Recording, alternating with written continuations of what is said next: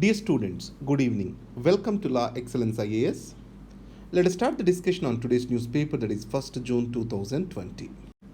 A small announcement. The prelim cum mains batches for 2021 have started.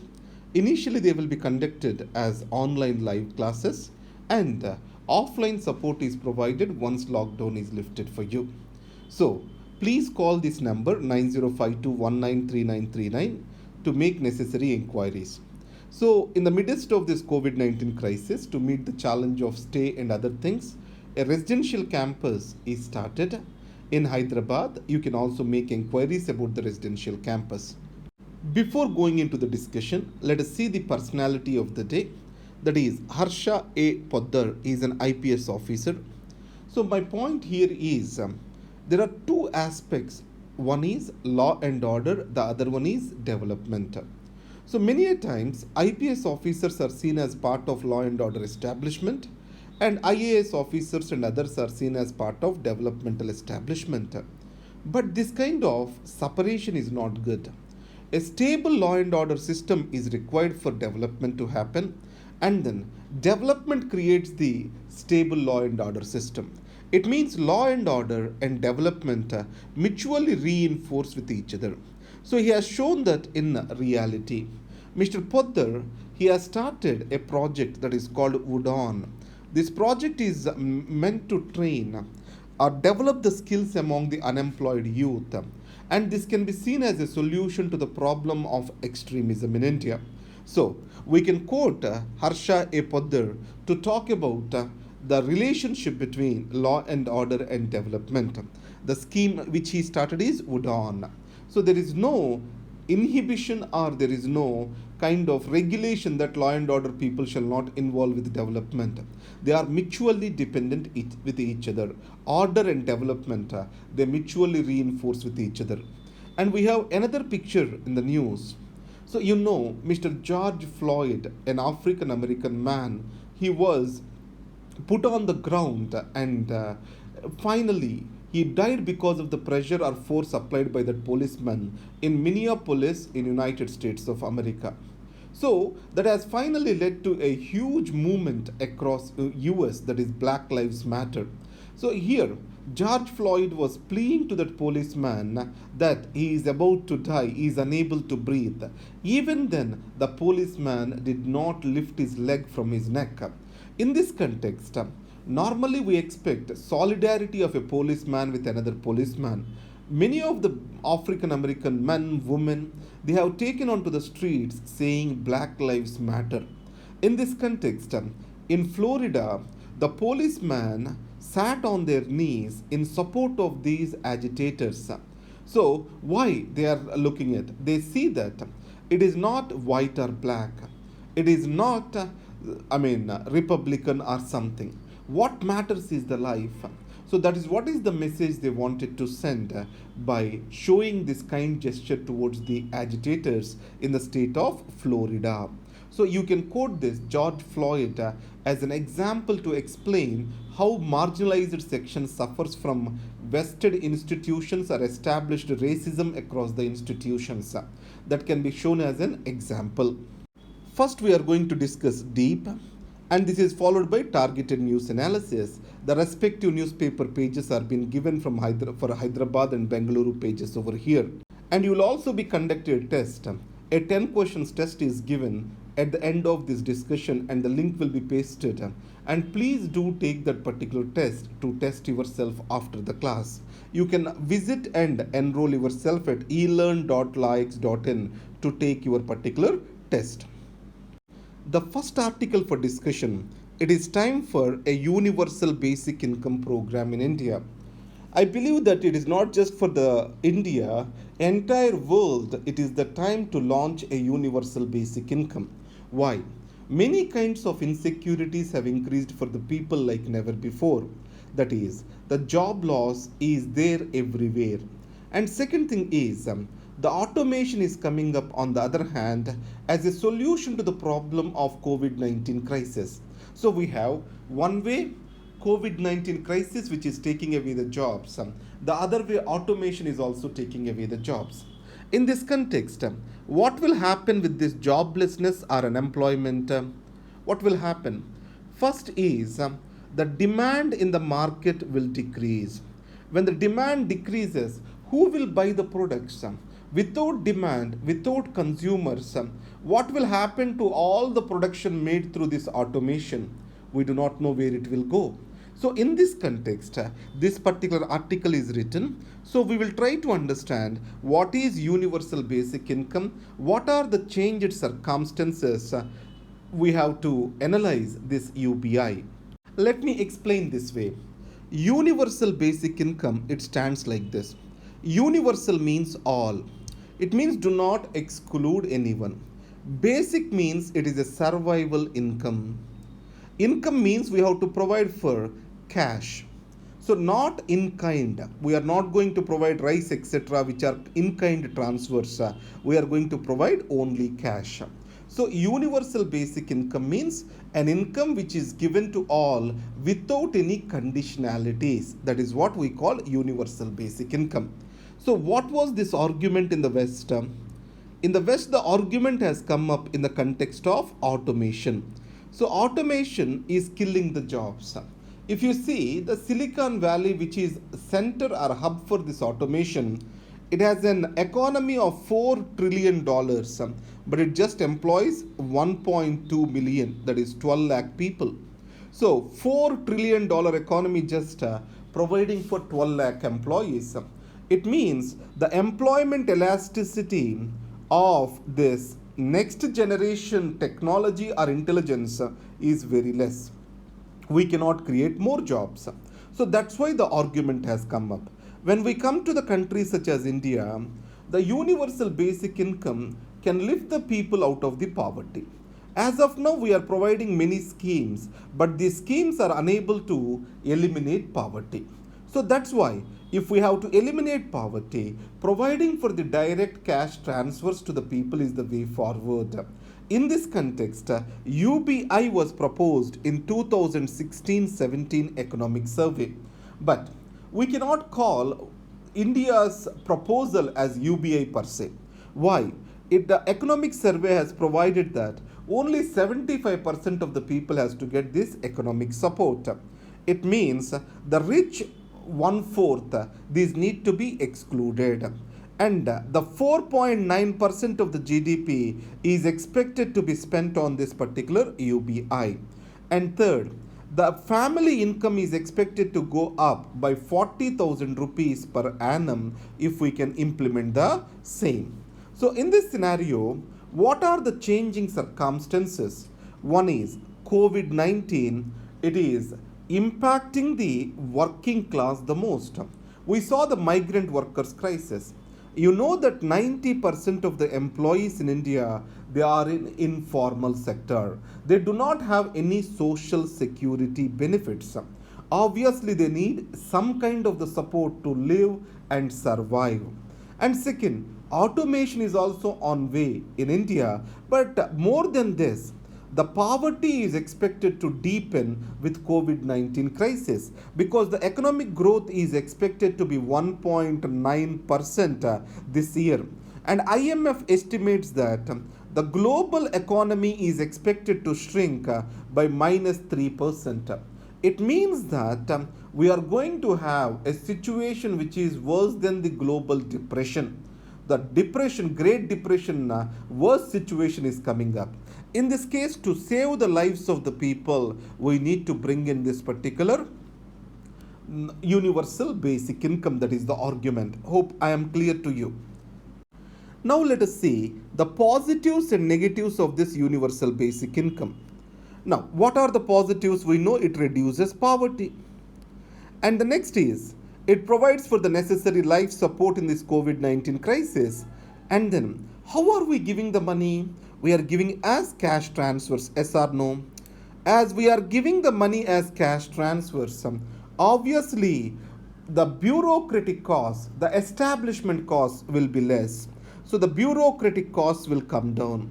Let's take if you have to provide for the rice, you have to maintain a huge system of PDS, civil supplies officers, etc. Here nothing is required, just at a click of a mouse you can deliver the money into the hands of the beneficiary. And next, as you are providing for the cash, this can be used by the consumer the way he likes. As consumer can use it the way he likes, obviously it provides for greater choice. If you provide for the rice, he has to only consume it, he does not have any other choice. So it provides for the choice to the end user, that is the advantage. And further to it, market distortions. Let's take government is procuring the rice and giving it through PDS at a subsidized price. Then market prices are not going to be determined by demand and supply, but it is going to be determined by the government interventions. So the subsidies of any kind or administered prices of any kind, they will distort the markets. If government is determining the prices, that will lead to market distortion. And this can be avoided with the cash transfers. There will be no market distortions. Second, obviously in this economic slump, more the money is kept in the hands of the people will create greater demand. So this demand will help for the revival of the economy. So these are the advantages of the universal basic income. What do we see on the negative side for the universal basic income? So you are providing them the money. Yes. Obviously, when someone is getting the free money, will he have incentive to work? The incentive to work is lost. Incentive to work is lost.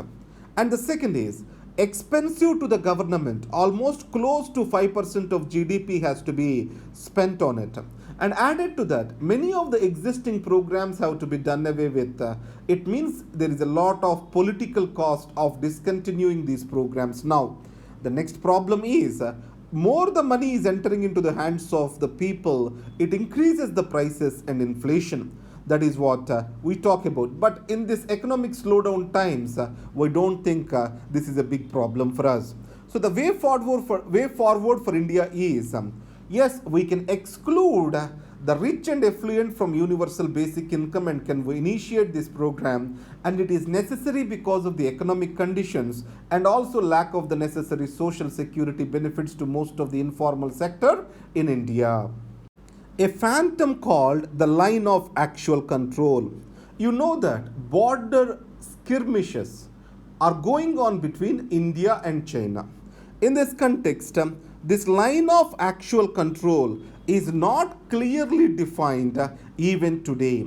Many of the times, India and China refers to some agreements which are stated to be the bedrock of the vision of progress for the boundary question. What are these? These agreements are 1993, 1996 agreement, 2005 and 2013 agreements.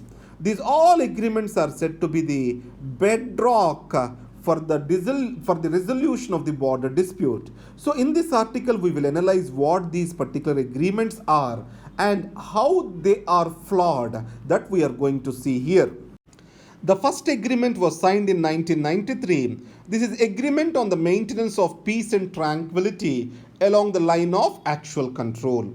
What is the problem with this agreement? It did not mention anything, or there is no provision that says that the existing lines of deployment have to be recognized by both the parties. What do I mean by existing lines of deployment? Let us put this way.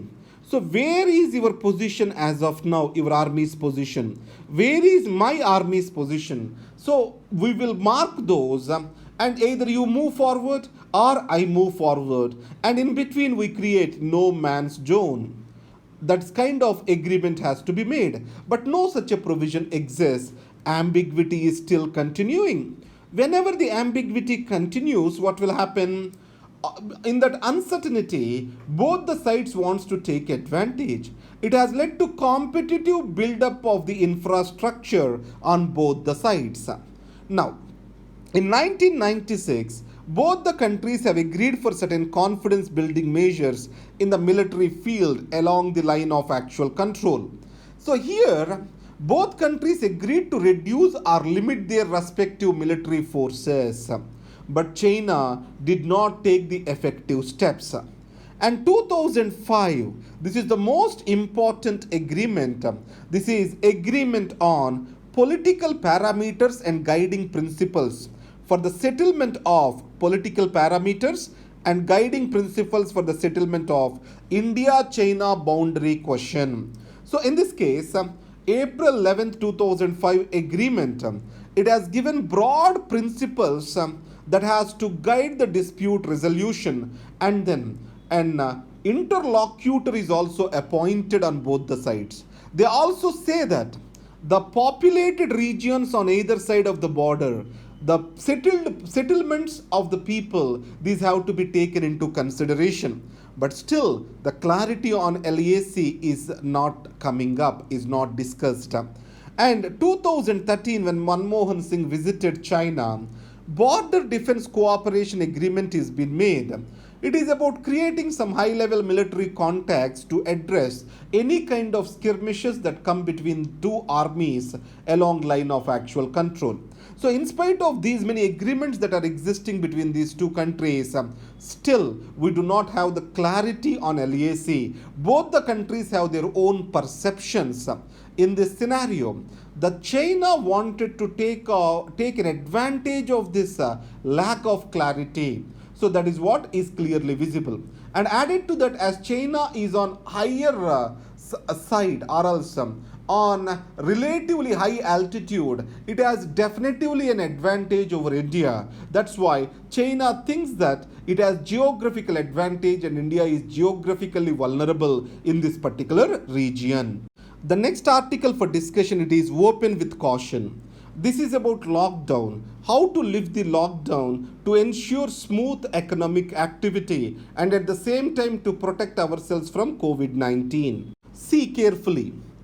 Many of the people, governments, they did not have an idea how to deal with COVID-19.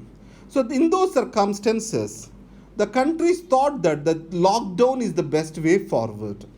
And the solution has come from China itself. And India and almost every country for that matter in a certain proportion has implemented this lockdown.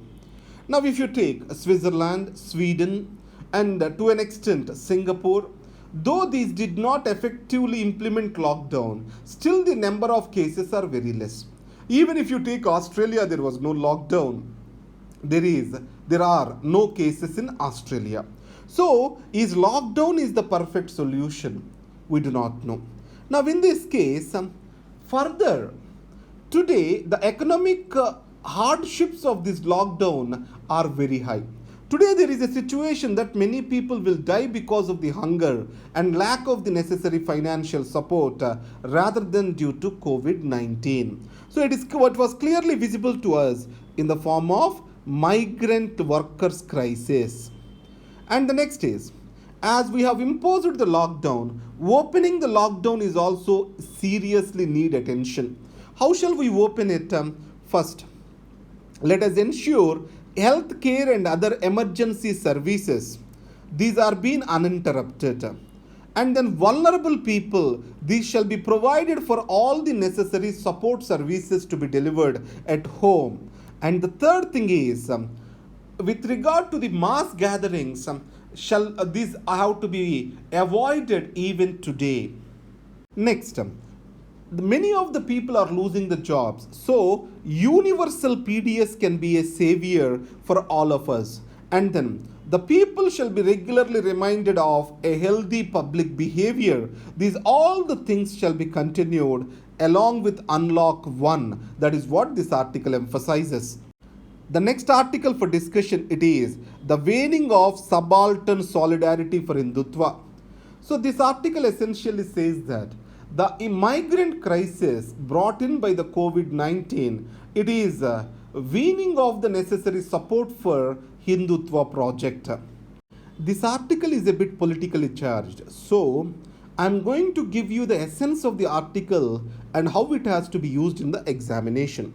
So in this context, the subalterns, what they mean here is the people who are marginalized, economically and socially marginalized people, these are called as subalterns.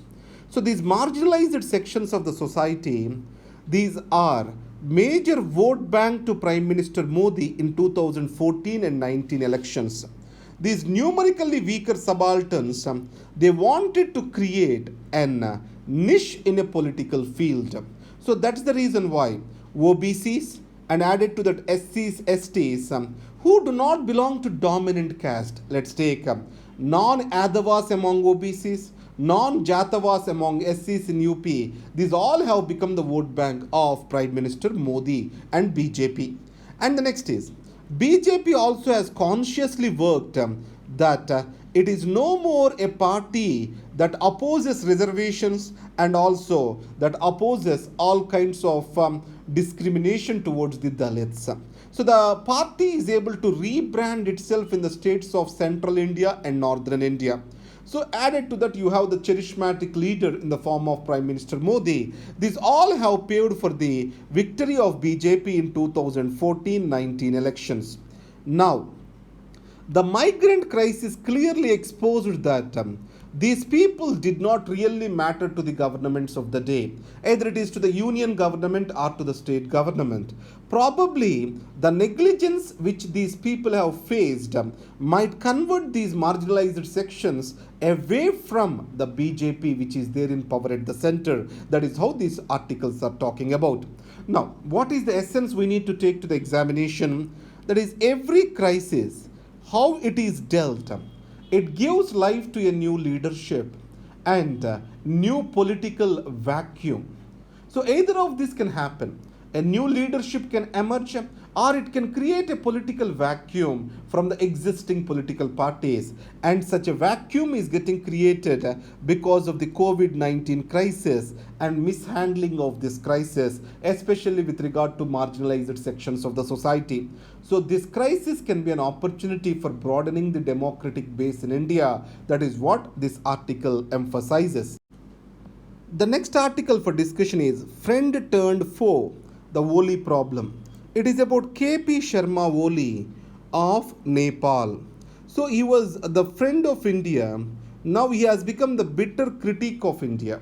In this context, let us see why this has happened. Let us understand the Nepal as a country.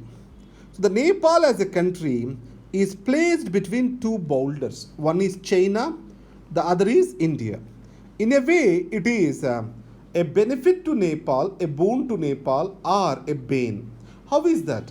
The Nepal is able to play between these two countries and gain out of both of them. At the same time, it is eternally insecure. But Nepal has got deep cultural relations with India. In this case, Nepal has hilly regions which is politically dominant region. So most of the leaders come from this politically dominant region. And then there is a plain region which borders with Indian state Bihar. So this plain region, this is called Terai region. This Terai region people, these have got cultural relations with India. So Roti Beti Rista, that is what it is called as. So in this context, India has a strong support for Madhesis, who are the people who live in this Terai region. So now, first is KP Sharma Oli. He belongs to the original establishment that claims the leadership from the region of hilly area. That is one thing. Second, Nepali Congress is a party which is close to India. And Mr. Oli, he belongs to Communist Party of Nepal. So this Communist Party of Nepal always had some differences with India. In that scenario, Mr. Oli believes that his first term, he was not able to run the government because of Nepali Congress withdrawal of the support on pressure from India. So one is Madhesis, especially when constitution was framed in Nepal. You know that Nepal moved from a monarchy to republic. When it moved from monarchy to republic, they established their own federalism. In this case, India did not react positively to the new constitution, and then it has hurt the Nepalis to an extent. And further worse, what has happened, certain skirmishes, I can put it as certain disputes have started. and law and order issues started in the Terai region of Nepal. Citing those law and order issues, India has stopped supplying essential fuel to Nepal in its worst winter. See, so Nepal is a landlocked country. For kind of this oil and other necessities, it depends on the ports of India. And India did not supply that, citing there are certain disturbances which are going on in this Terai region. So this is taken as India trying to play or push Nepal to its wall. Then Nepal has developed relations with China, and they developed some infrastructure where China can supply all the essentials to the Nepal. So it means a rupture is developed between these two countries. When this rupture is going on, the center of this rupture is Mr. Oli. So that's why KP Sharma Oli, who was an ardent supporter of India with regard to various agreements with Nepal, today he has become a foe of India. If you see Mahakali River Water Sharing Treaty, yes, Mr. Oli supported it. But the elections which Mr. Oli won in 2017, these are won on anti-India rhetoric. And there is nationalistic rhetoric, and anti has become synonymous with anti-India rhetoric in Nepal now, which is not good for the relations between these two countries. Just try to understand the overview. The next article is too many aspirants for MGNREGA jobs. Do I need to explain MGNREGA? Okay. Mahatma Gandhi National Rural Employment Guarantee Act. It is meant to provide 100 days, guarantee the 100 days of manual work to every person who applies for it in a year. So 100 days of work in a year is guaranteed for every job seeker. What kind of work it is? It is not skilled work, it is manual labor. Now, the number of people applying for MGNREGA work are increasing. Let us see what will happen and why is that increasing. So many of the people, they moved from cities, urban areas to rural areas. Because of this crisis, as their livelihoods have threatened, these people started moving to their native areas. So in this case, the workforce in the rural areas have to find new avenues of earning. So that's why all of them are applying for MGNREGA. And the second is unemployment is increasing. So in this context, unemployment allowance or support is not there in India. So the way forward for all those people is MGNREGA. Third, the rural India is suffering from huge distress. And this increased distress is also leading to, taking benefits from MGNREGA. Now here we need to understand something called rights-based approach to development. What does this mean? Actually, Mahatma Gandhi National Rural Employment Guarantee Act is based on rights-based approach. So what is that? Anyone can apply. A citizen can apply for work, and the government has to provide for the work to the citizen. So this work has to be guaranteed to the citizen. Government cannot say no, because this is recognized as a right of the citizen by the law of parliament. MGNREGA is a law of parliament, and it has clearly stated as a right. It means if I ask, you shall give it. So more the people are asking, obviously the budget has to expand to that particular program. The budgetary allocations need to be improved for MGNREGA now. And the second thing, with regard to this, 100 days is guaranteed, and Gram Panchayat will decide that particular work. Which work has to be done, that will be decided by Gram Panchayat. So once you apply for work, within 15 days job card has to be provided. If not, unemployment allowance has to be given. If you are unable to show the job, that will be seen as your failure. So you need to give unemployment allowance. Are we clear on to this? This is what the MGNREGA is centrally about. It is right to work to the citizens of India, but the quality of work is manual labor. The next article for discussion, the migrant labor are the most disenfranchised invisible citizens. So we need to understand disenfranchised and then invisible citizens. So what is meant by disenfranchised, invisible citizens? Disenfranchised. See, whenever the vote has to be exercised and we are unable to exercise the vote or we do not have vote in the electoral roll, then we will be called as disenfranchised. The vote is an instrument to show our voice in democracy, but these migrant workers, they move from one place to the other place. So the place where they are working, do they have right to vote? There is no right to vote. So in this context, we shall be able to develop new mechanisms, new methods, how they will use their vote. When they have vote and voice, obviously the local politics and the people and the leaders of their state, everyone will respect them, will provide for their necessary amenities. The biggest neglect of these migrant workers, why it has happened? Because they are disenfranchised. So they are coming from Bihar and staying in Hyderabad, let us think. So during the time of elections in Bihar, will they go back? Chances are very remote and they can't vote from the Hyderabad. And the second, there is no proper legal protections for their employment in the other states. They do not have voting rights. They do not have legal protections. Obviously, they are the victims of exploitation. They run our economy on their backs. But however, they are not being given their due out of this economy and the prosperity which is created in this country. So that's the reason why they are said to be the most invisible people in Indian economy. So this is the point we need to understand.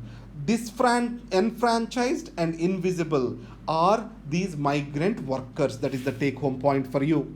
The next article for discussion it is intolerance against judiciary is growing. So now in this case, why this intolerance against the judiciary is growing? So you know, judiciary as an institution is meant to protect rights of the citizens.